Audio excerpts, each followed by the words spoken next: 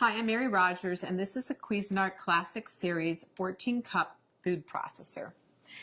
It's a very generous size, so you'll have plenty of room to be doing all your family entertaining, but it's still a nice small footprint, so you can use it for every day too. So you'll notice it's got a nice square base, and it has what we call paddles to operate. So here, this one, you press it down, it's on. This one is off. And if you press and hold this one down intermittently, it would be for pulsing. So, has a nice smooth finish. It's stainless steel on the outside. Has a lid that you remove by twisting and just pulling it off. It's really simple and easy to operate. This is your feed tube. And there's also a smaller feed tube inside, which I'm going to show you how to use a little bit later. And you can actually drop things in through the feed tube like garlic. We're going to do garlic and jalapeno. And you can actually have the machine running. And it's a very efficient way to chop up garlic and some other items. The other thing is that it's great if you want to add liquid very slowly. The small feed tube has a small hole in it, so if you want to make vinaigrette, you can just pour the oil directly into the small feed tube. Or if you're going to make mayonnaise where you want to slowly incorporate any kind of oil, it'll just drip through the feed tube directly into your bowl in a very consistent way so that you get a great finished mayonnaise or a vinaigrette. So let's look at some of the other items that come with your food processor. In the bowl already is your chopping blade. And we call this the S blade because it's shaped like a little bit like an S. And this is used for everything from chopping herbs and onions to pureeing, mixing, and also kneading doughs. And then the next thing is your stem. And the stem is attached to the bottom of your discs by lining up this arrow here with this one here. It's a little hard to see. And you just press this down and turn to lock it into place. And then what you would do is you hold your disc by the edges, and there's also a little icon up here. It's the same shape as the stem on the bottom, and if you line those two up, you can just slip it in really easily. So that's the shredding disc, and it's medium. We always recommend that you lay the disc down and then put on the stem accordingly. And to do any type of slicing and shredding, you would use the medium slicing disc, not shredding, slicing. And you do the same thing. You line the little arrows up. You press and turn to lock it into place. Always hold it by the edges. And once again, if you line the stem up, I'm not doing it very good, but this is the way it goes. You just slide it right into the work bowl. And then what you would do is you put your lid back on and you would slice and shred. So you could either use the pulse function to slice, or what you can do is you can turn it on. But as soon as you remove the feed tube, it'll stop. So that you would then add more ingredients, and we can do batch processing. So you would add, let's say, potatoes, slice, and then continue on. And then we're going to turn it off. So what we're going to do today, that's all of the parts that come with your food processor. And also you get a little spatula we help you with. What we're going to do now is we're going to put in the chopping blade. I'm going to show you how to make a guacamole very quickly and easily. So just put that in.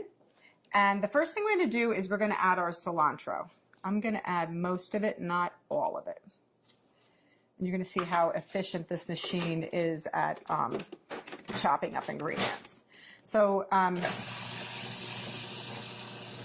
very quickly and easily.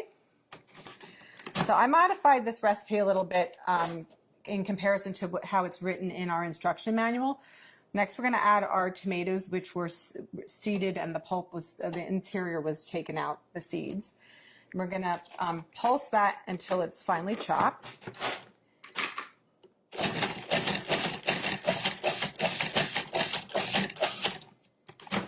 When you first start using a food processor, it's a good idea to actually use the pulse function because of the fact that you know, you just want to get used to using it. You also want to get used to the consistency, and it gives you much greater control. So I'm just going to reserve this. Sorry, this is like a... I'm going to reserve some of this so that when we put the guacamole together at the end, it'll still have some of the chunky tomato, but I'm not going to do all of it. And when you know, if you have your own favorite recipes, you can modify accordingly. So just remember that whatever you put in the bowl first, if it stays in there the whole time while you're chopping and mixing or pureeing, that will be the smallest thing at the end. So just keep that in mind. So I didn't remove everything, just most of it. So the next thing what we're going to do is, with the machine on and running, we're going to drop in the garlic and the jalapeno through the feed tube.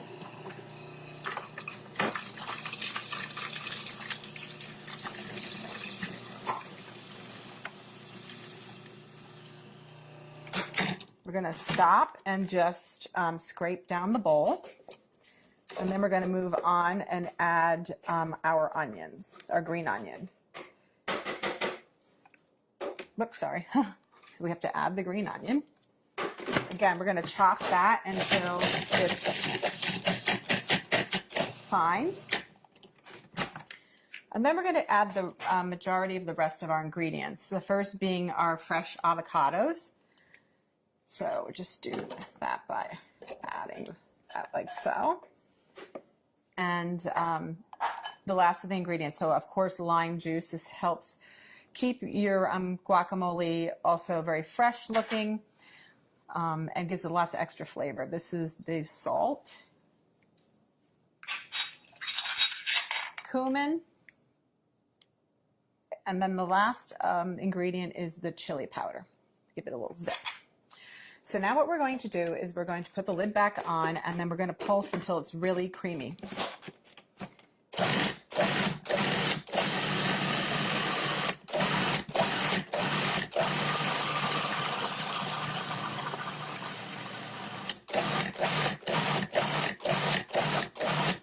Okay, and then what we're going to do is I'm just going to scrape it down one last time, and then I'm also going to add, because it still needs to be processed a little bit more.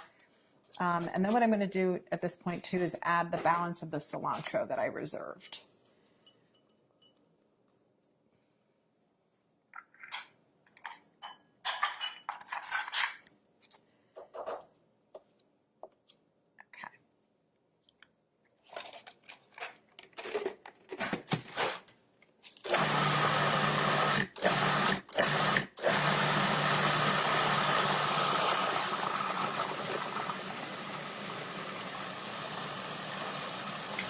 Okay, that looks like it's mixed really well because it's very creamy. I'll show you. It's nice and very, very creamy looking. So the last step is to add back in the tomatoes and the cilantro. And this is really just so that they don't become, you know, when you're pureeing the guacamole, you know, if it stays in there the whole time, you won't see the chunks of the tomato anymore. Let's just add that back in, and we're going to pulse until it's incorporated.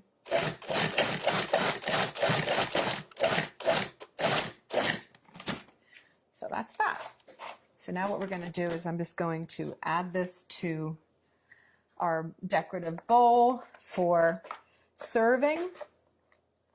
And you know, you could also put a beautiful lime wedge on top. The other thing that you can do is add maybe a couple extra little pieces of tomato. Oh, I'm going to show you a little trick also.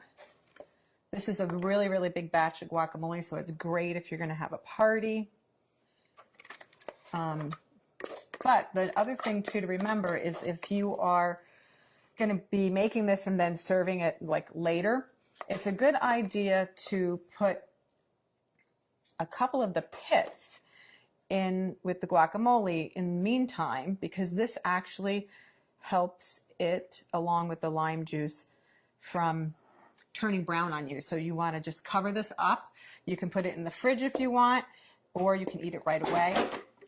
The other thing I want to mention too is there's so many great things that you can use your food processor for, not just guacamole, but you can make pizza dough or pasta dough. You can also make cookies. You can make all kinds of things like chicken salads and vinaigrettes. It's a lot of fun to use. It's really simple to operate. And the best thing about it is all the removable parts are dishwasher safe.